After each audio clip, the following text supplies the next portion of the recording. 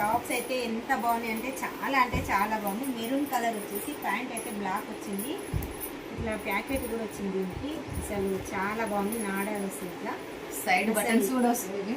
ఎక్సలెంట్గా ఉంది. దీంట్లో కలర్స్ అయితే సూపర్ కలర్ కాంబినేషన్ ఉన్నాయి. ఎక్సలెంట్గా ఉన్నాయి కలర్స్ అయితే. ఇది కలర్ కాంబినేషన్ చాలా బాగుంది.